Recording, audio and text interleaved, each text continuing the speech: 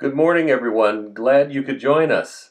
We're continuing our Marriage Minute series with the Staying I Do devotional, and we will be discussing teamwork today, so stay tuned. You ready?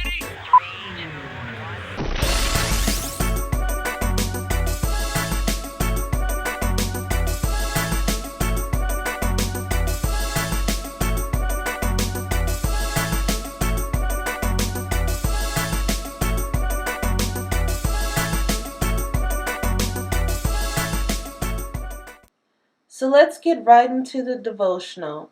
Today's title is Teamwork Makes the Dream Work. So much of good parenting is good spousing. When we keep each other's love tank full, we are better at everything. Better parents, better friends, better employees, better neighbors, all because we are not in starvation mode. As parents, we present a unified front. We don't look for love from our children to replace our spousal love. We aren't insecure, so we don't try to be our children's favorite.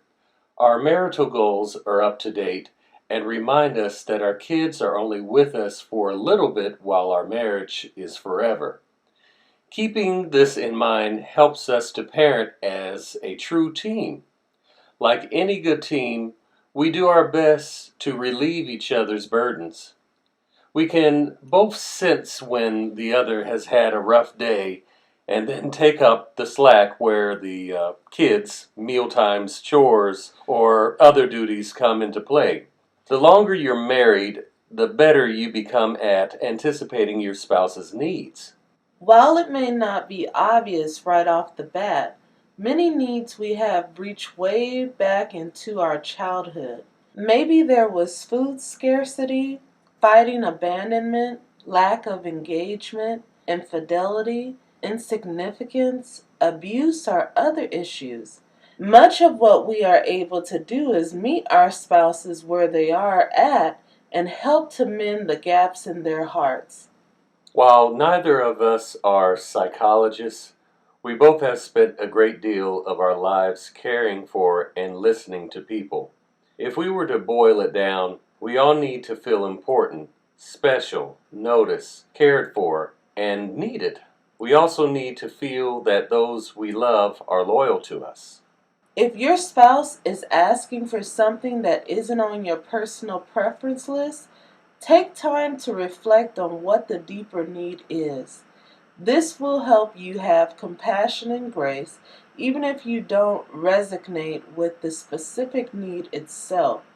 Listening is key to understanding and gaining insight. As you peel the layers back, story by story, often what is found are pockets where the love they wanted to feel is missing and the attention they so deeply craved is absent.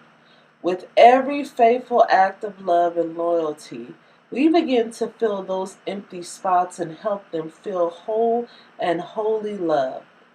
For our scripture, we're going to look at Colossians chapter 3, verses 12 through 14 in the Message Bible. So chosen by God for this new life of love, dress in the wardrobe God picked out for you. Compassion, kindness, humility, quiet strength, discipline. Be even-tempered, content with a second place, quick to forgive an offense. Forgive as quickly and completely as the Master forgave you. And regardless of what else you put on, wear love. It's your basic all-purpose garment. Never be without it. And the final scripture is Hebrews chapter 10, verses 22 through 25, also on the Message, which reads, "So let's do it, full of belief, confident that we're presentable inside and out. Let's keep a firm grip on the promises that keep us going. He always keeps his word. Let's see how inventive we can be in encouraging love and helping out, not avoiding worshiping together as some do, but spurring each other on, especially as we see the big day approaching.